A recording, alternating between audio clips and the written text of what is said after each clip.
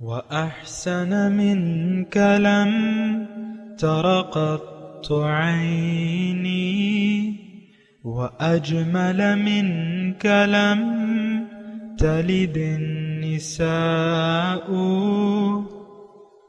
خلقت مبرأ من كل عيب خلقت مبرأ من كل عيب كأنك قد خلقت كما تشاء. كتاب أنزلناه إليك مبارك ليدبروا آياته وليتذكر أولو الألباب. یہ کتاب برکت والی ہے جسے ہم نے آپ کی طرف نازل فرمایا ہے تاکہ دانش مند لوگ اس کی آیتوں میں غور و فکر کریں اور نصیحت حاصل کریں. اللہم صلی علی سیدنا محمد وعلی آل سیدنا محمد بعدد کل ذرۃ مئۃ الف الف مرۃ. سامعین و ناظرین کرام، السلام علیکم ورحمۃ اللہ وبرکاتہ. سامعین کرام، سورہ حج درس نمبر 1510 آیت نمبر 47-48. آج کا موضوع، کیا ہم اپنے اوپر ظلم کر رہے ہیں؟ اس کے ساتھ آج کے سبق کا آغاز کرتے ہیں. سب سے پہلے گزشتہ سبق کا اعادہ ہوگا. اعوذ باللہ من الشیطان الرجیم. پناہ مانگتا ہوں میں اللہ کی شیطان مردود سے. بسم اللہ الرحمن الرحیم. شروع اللہ کے نام سے جو بڑا مہربان نہایت رحم والا ہے. افلم يسيروا في الارض فتكون لهم قلوب يعقلون بها او آذان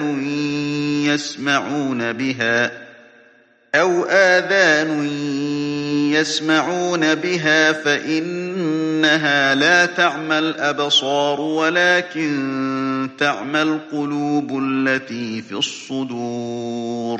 کیا ان لوگوں نے ملک میں سیر نہیں کی تاکہ ان کے دل ایسے ہوتے کہ ان سے سمجھ سکتے اور کان ایسے ہوتے کہ ان سے سن سکتے؟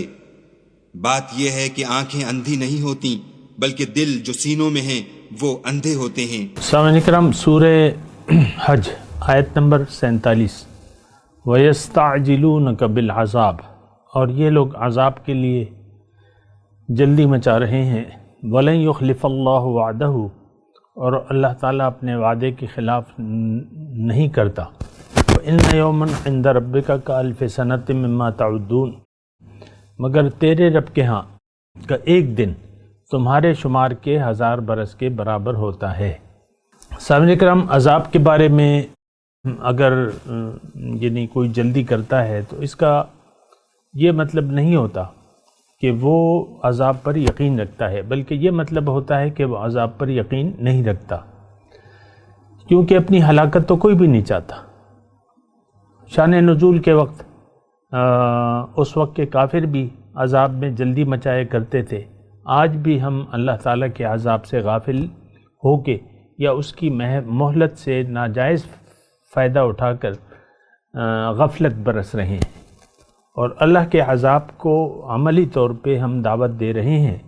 لیکن اللہ کے ہاں ہر چیز کے لیے لِكُلِّ نَبَإٍ مُسْتَقَرٌ، اللہ تعالیٰ نے فرمایا ہر خبر کے لیے ایک وقت مقرر ہے.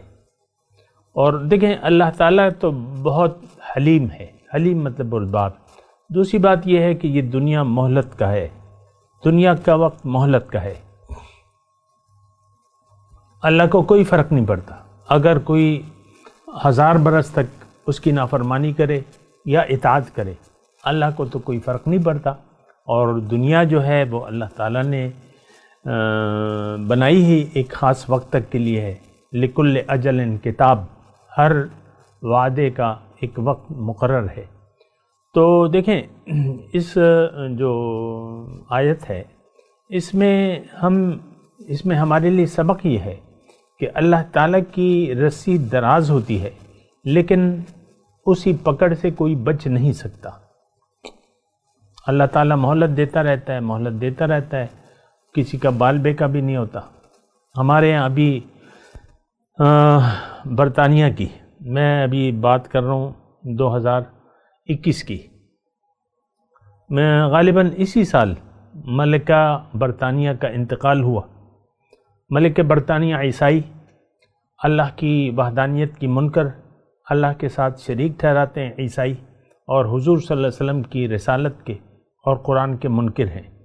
تو تقریباً 90 سال اندازاً اس کی عمر تھی۔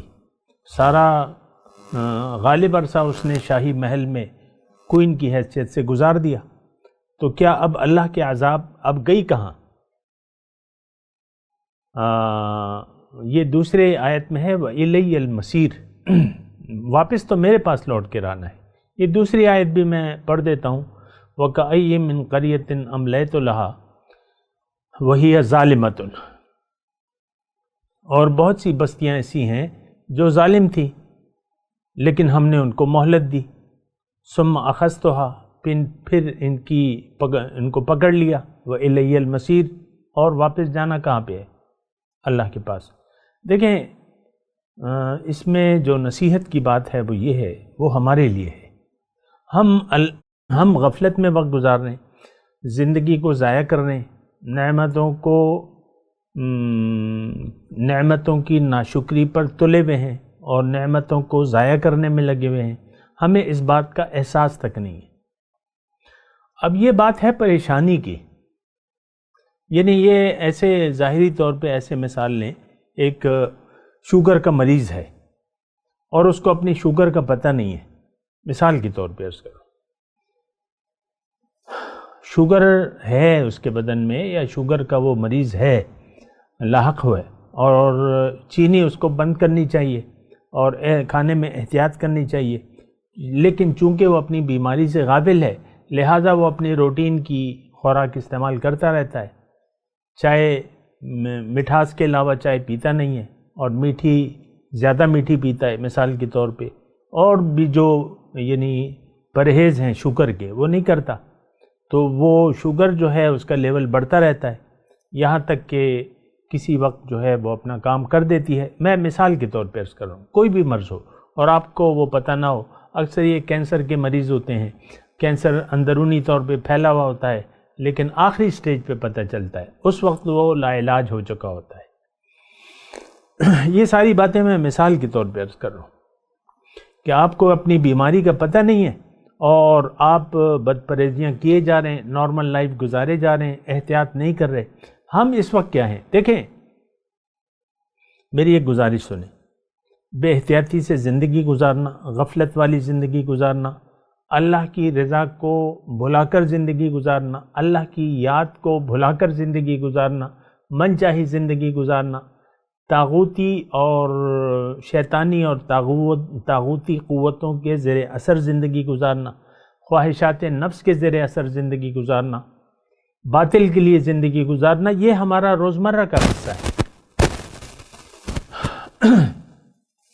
لیکن ہم اس سے غافل ہیں۔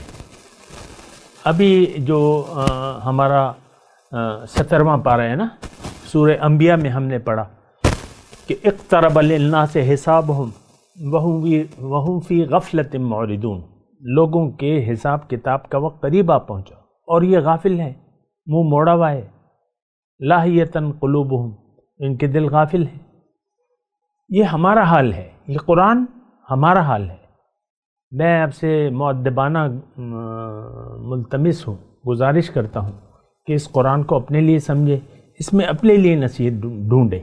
اب یہ 2 آیات میں نے آپ کو پڑھی ہیں، لیکن اس میں آپ اپنے لیے کوئی سبق سیکھیں، خود سبق حاصل کریں۔ دیکھیں اس میں جو ہم پڑھ رہے ہیں وَكَأَيٍّ مِّن قَرْيَةٍ أَمْلَيْتُ لَهَا وَهِيَ ظَالِمَةٌ، یہ کون سی بستی ہے جن کو اللہ ڈھیل دیے جا رہا ہے اور ہم ظلم ہیں، ہم ظالم بن گئے ہیں، لیکن ہماری پکڑ ہو چکی ہے۔ وَإِلَيَّ الْمَصِيرُ، جانا کہاں ہے ہمیں؟ مجھے بتائیے آپ۔ ساری زندگی دیکھیں، میں آج کے مسلمان، میں آج کے مسلمان کی بات کر رہا ہوں، یہ اس نے ظلم کا رویہ اختیار کر رکھا ہے، اپنے اوپر ظلم کر رہا ہے، اللہ کی یاد سے اس کا دل غافل ہے اور دنیا کی یاد سے ہمارا دل آباد ہے۔ اپنے تزکیہ نفس سے ہم غافل ہیں، اپنی اصلاح سے غافل ہیں، اور ہر وہ چیز جو ہمیں فائدہ دیتی ہے اس کو ہم نے بھلا دیا ہے اور اس سے غافل ہیں۔ اب اس کا نتیجہ کیا ہوگا آپ مجھے بتائیں۔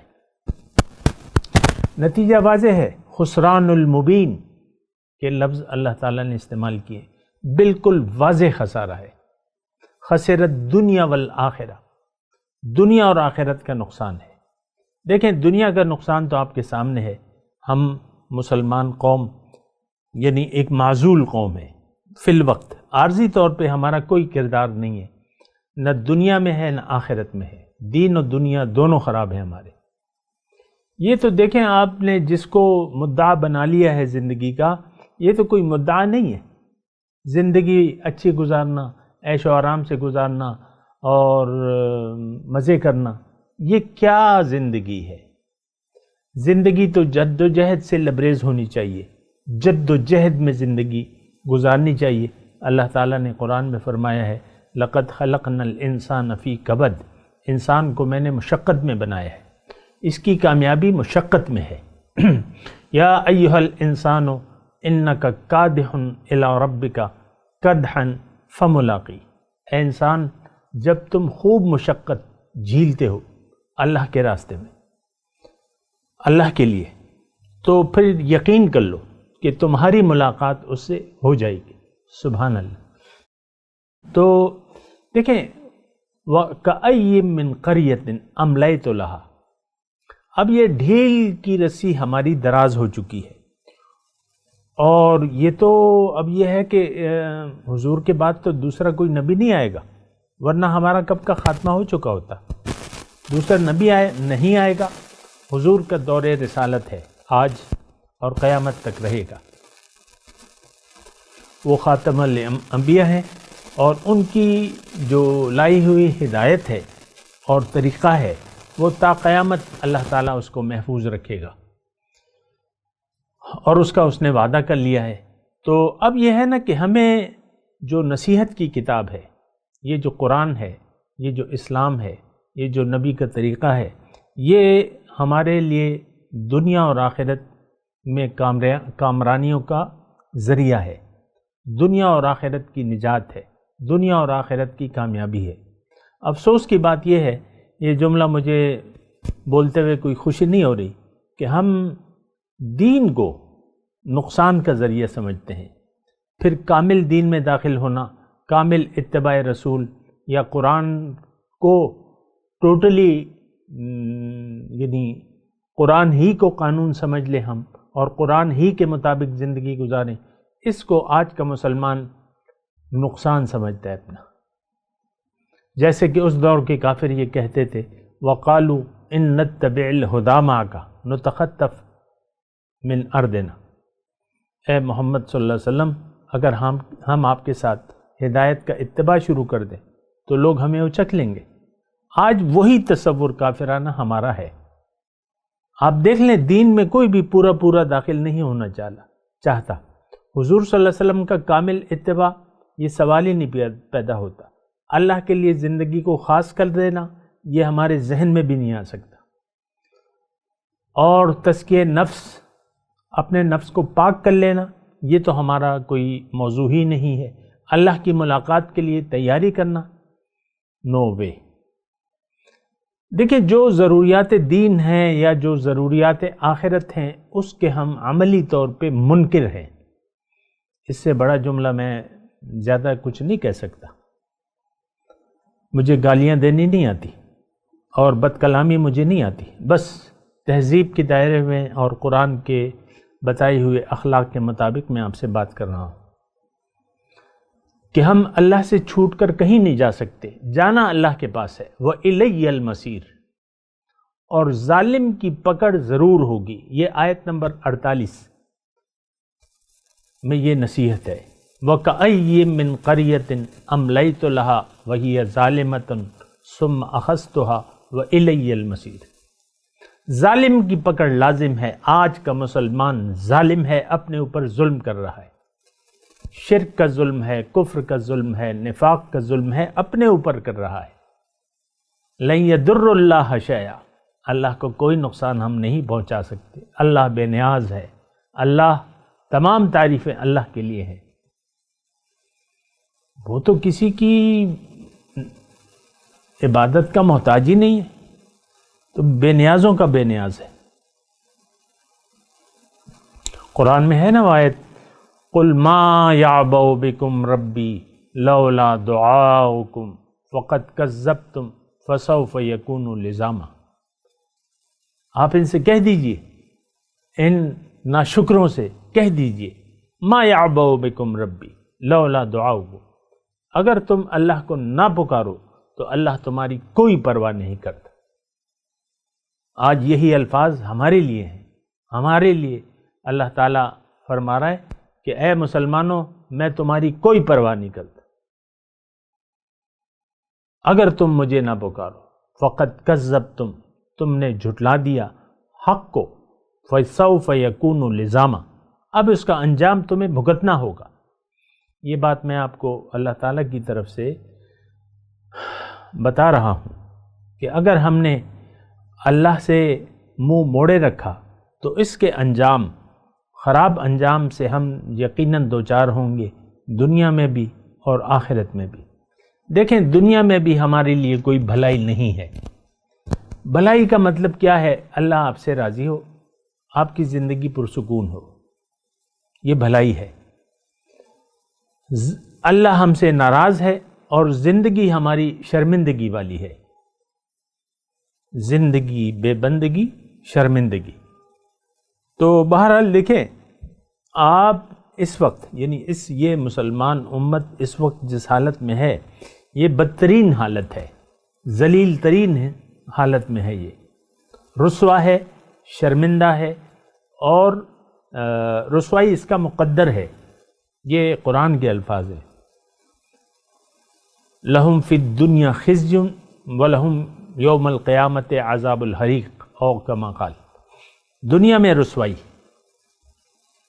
رسوا تو ہیں ہم، کوئی مسلمان کو تو آج آپ دیکھ لیں لوگ کیا سمجھتے ہیں، قابل نفرت ہے، مسلمان کا نام قابل نفرت ہے۔ لوگ بدکتے ہیں کہ یہ دہشت گرد ہے، اور یہ خیانت کرنے والا ہے، یہ دھوکے باز ہے، یہ جھوٹا ہے۔ یہ ہماری تعریف ہے عالمی طور پہ۔ آپ دیکھ لیں، تجزیہ کر لیں، میں تو اپنے آپ سے بات نہیں کہہ رہا یہ بات تو ثابت ہے کہ قرآن اور مسلمان کی کوئی اہمیت نہیں ہے دنیا میں۔ بہرحال اس کے بعد جو آیت آ رہی ہے تو وہ بھی قابل توجہ ہے، اور دیکھیں اس صورت میں ایک خاص بات ہے، اگر آپ نے نوٹ کی ہو، کہ یہاں عام طور پہ یا ایھا الناس کہہ کے پکارا گیا ہے۔ اس صورت کا آغاز اگر آپ دیکھیں یا ایھا الناس سے ہوا ہے، اور پے در پہ اللہ تعالیٰ نے لوگوں کو مخاطب کیا ہے، ایک بار نہیں کئی بار، میں نے تو گنے نہیں ہیں، لیکن ابھی پھر میرے سامنے یا ایھا الناس کے الفاظ آ گئے۔ قل یا ایھا الناس، لفظی ترجمہ آپ کہہ دیجئے، اے لوگو، انما انا لکم نذیر مبین، میں تو تمہارے لیے صرف وہ شخص ہوں جو برا وقت آنے سے پہلے صاف صاف خبردار کر دینے والا ہوں۔ فالذین آمنوا، اب یہ دیکھیں، یہ بڑے یعنی تھوڑی سی آپ کی زیادہ توجہ مجھے درکار ہوگی، اور ان آیات کو ذرا غور سے سنیں۔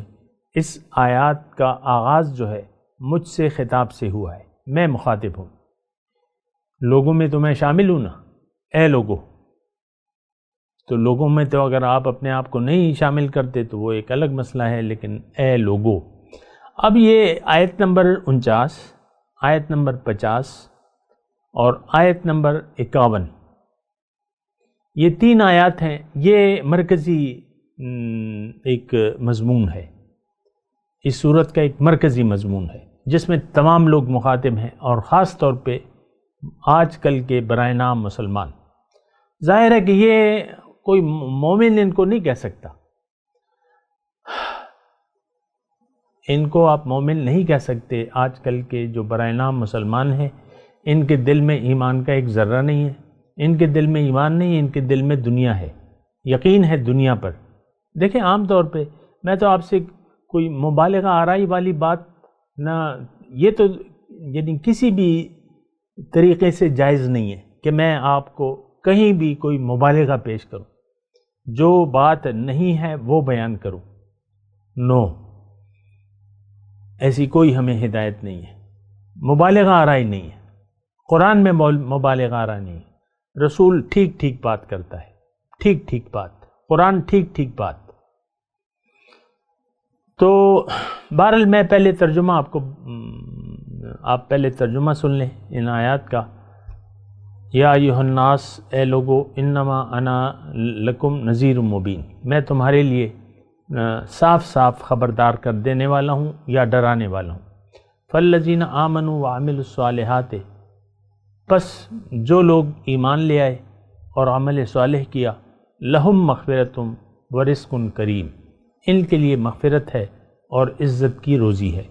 والذین سعوا فی آیاتنا معاجزین، اور جو لوگ ہمارے احکامات کو نیچا دکھانے کی کوشش کریں گے، اولئک اصحاب الجحیم، وہ اصحاب الجحیم ہیں، یعنی دوزخ میں جائیں گے۔ یہ 3 آیات ہیں سامعین کرام، اور اس میں دیکھیں یا تو ہم اس کے مصداق ہیں یا نہیں ہیں۔ بہرحال اس میں صاحب ایمان لوگوں کی بات ہو رہی ہے، اس پہ بھی ہم آئیں گے، لیکن پہلی آیت جو ہے یا ایھا الناس، اے لوگو، انما انا لکم نذیر مبین، میں تمہارے لیے واضح طور پہ خبردار کر دینے والا ہوں۔ دیکھیں ایک بات نوٹ کر لیں، انسان جب پیدا ہوتا ہے یہ لا علم ہوتا ہے، یہ تاریکی میں ہوتا ہے، یہ بیمار ہوتا ہے، یہ بے جان ہوتا ہے، اور یہ اندھیرے میں ہوتا ہے۔ انسان کو علم کی ضرورت ہے، انسان کو روشنی کی ضرورت ہے، انسان کو صحت کی ضرورت ہے، انسان کو علاج کی ضرورت ہے، یعنی جان کی ضرورت ہے۔ یہ بے جان ہے، اس کو زندگی چاہیے، یہ بیمار ہے، اس کو صحت یابی چاہیے، یہ اندھیرے میں ہے، اس کو روشنی چاہیے، یہ لا علم ہے، اس کو علم چاہیے۔ اب یہ تمام بیماریاں اگر آپ محسوس نہیں کرتے اپنے اندر، تو پھر آپ کے لیے کچھ بھی، کوئی نصیحت آپ کے لیے کارگر نہیں ہے۔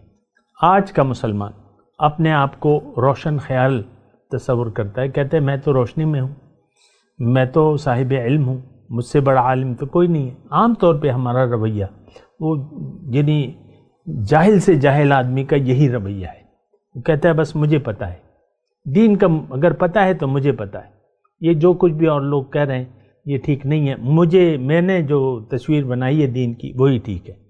انسان جو ہے اپنے آپ کو بیمار نہیں تصور کرتا، حالانکہ یہ قابل اصلاح ہے، بیمار ہے، روح یعنی نفس اس کا بیمار ہے اور اس کے تزکیے کی ضرورت ہے، اور یہ بے جان ہے، اس کو زندگی کی ضرورت ہے۔ اگر یہ ساری باتیں آپ محسوس نہیں کرتے، یقیناً شان نزول کے مطابق جب یہ آیات نازل ہو رہی تھیں اس وقت قریش مکہ ایسے ہی سمجھتے تھے جیسا ہم سمجھ رہے ہیں، وہ اپنے آپ کو بڑا عاقل اور دانا سمجھتے تھے، اور کوئی کمی اپنے میں وہ کوئی کمی نہیں محسوس کر رہے تھے۔ اسی طرح آج کا مسلمان اپنے اندر کوئی کمی محسوس نہیں کر رہا۔ عام طور پہ آپ دیکھیں نا کہ ہمیں کوئی کمی نہیں محسوس ہو رہی، حالانکہ ہم نے اللہ کی توحید سے منہ موڑ لیا ہے، حالانکہ ہم نے قرآن کو ہدایت کے طور پر پڑھنا چھوڑ دیا ہے، حالانکہ ہم نے رسول کے اسوہ حسنہ کو فالو کرنا چھوڑ دیا ہے، لیکن ہمیں کوئی کمی نہیں محسوس ہو رہی۔ بہت سے آپ کو عام معاشرے میں میں میڈیا کی کیا بات کروں؟ میڈیا تو ایک سمبل ہے، وہاں بیٹھے ہوئے لوگ اپنے آپ کو بڑے لوگ سمجھتے ہیں، وہاں آپ کے پرائم ٹائم میں بلایا جاتا ہے صاحب بصیرت لوگوں کو، صاحب ثروت لوگوں کو، صاحب بصیرت لوگوں کو، لیکن آپ جو بھی دیکھ لیں اس ملک میں اوپر سے لے کر نیچے تک، یہ لوگ جو ہیں یہ کہتے ہیں ہمیں کوئی ضرورت نہیں ہے۔ دیکھیں، ہم دین کی ضرورت ہی محسوس نہیں کر رہے۔ اول مسئلہ تو یہ ہے کہ ہم نے دین کو سمجھا ہی نہیں ہے، دین کا مطلب ہی نہیں جانتے، پھر اللہ تعالیٰ کی توحید لا الہ الا اللہ کے معنی سے بھی واقف نہیں۔ قرآن کیوں نازل ہوا ہے یہ ہمیں نہیں معلوم، قرآن کی ضرورت کیا ہے یہ ہمیں نہیں معلوم۔ اچھا، ان تمام چیزوں سے بے نیاز ہو کر ہم زندگی گزار رہے ہیں، ہمارا رخ ظاہر کی طرف ہے، ہمارا مدعا زندگی گزارنے کا ظاہر ہے، جبکہ اللہ ہماری زندگی کا مدعا ہونا چاہیے۔ ہم نے لبیک کہہ دیا ہے دنیا کو، جبکہ لبیک ہم نے کہنا تھا اللہ کو۔ ایک بہت ہی خطرناک موڑ پر آج کا مسلمان کھڑا ہوا ہے، یہ میں آپ کو واضح طور پہ کہہ دوں،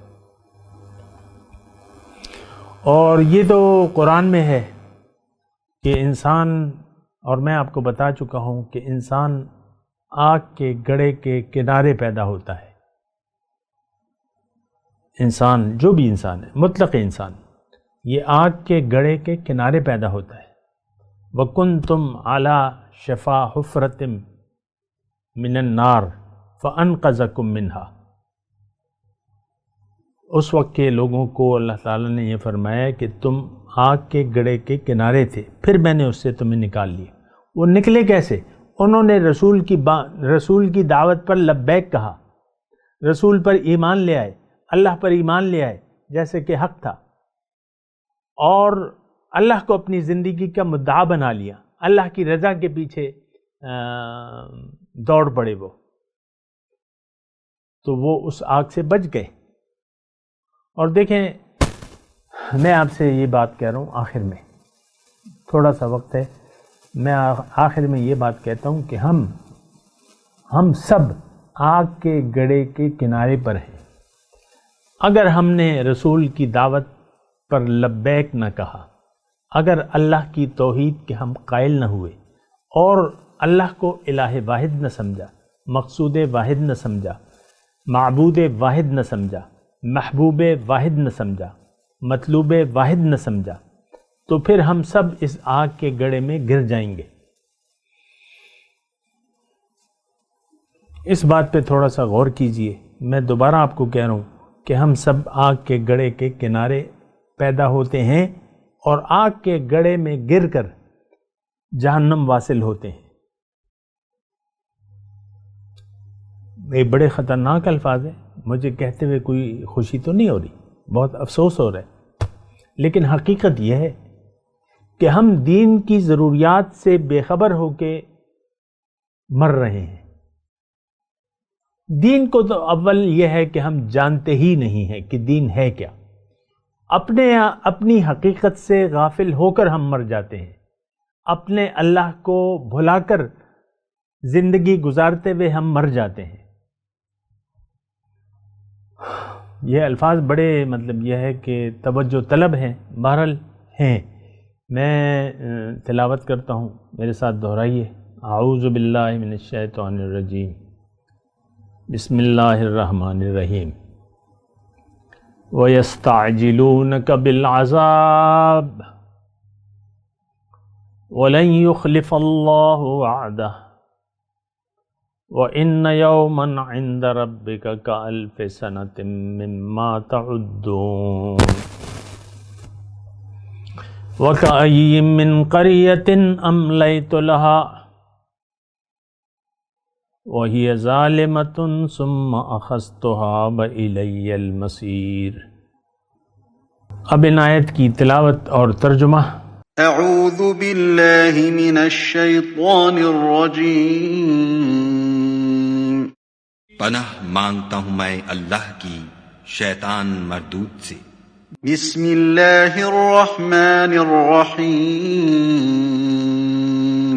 شروع اللہ کے نام سے جو بڑا مہربان نہایت رحم والا ہے۔ وَيَسْتَعْجِلُونَكَ بِالْعَذَابِ وَلَن يُخْلِفَ اللَّهُ وَعْدَهُ وَإِنَّ يَوْمًا عِندَ رَبِّكَ كَأَلْفِ سَنَةٍ مِّمَّا تَعُدُّونَ۔ اور یہ لوگ تم سے عذاب کے لیے جلدی کر رہے ہیں، اور خدا اپنا وعدہ ہرگز خلاف نہیں کرے گا، اور بے شک تمہارے پروردگار کے نزدیک ایک روز تمہارے حساب کے روح سے 1000 برس کے برابر ہے۔ وَكَأَيٍّ مِّن قَرْيَةٍ أَمْلَيْتُ لَهَا وَهِيَ ظَالِمَةٌ ثُمَّ أَخَذْتُهَا وَإِلَيَّ الْمَصِيرُ۔ اور بہت سی بستیاں ہیں کہ میں ان کو مہلت دیتا رہا اور وہ نافرمان تھیں، پھر میں نے ان کو پکڑ لیا اور میری ہی طرف لوٹ کر آنا ہے۔ اس کے ساتھ ہی آج کے درس کا وقت اختتام کو پہنچا۔ اگلے درس میں انشاءاللہ ملاقات ہوگی۔ وآخر دعوانا ان الحمد للہ رب العالمین۔ مولایا صلی وسلم دائما ابدا علی حبیبک خیر الخلق کلہم۔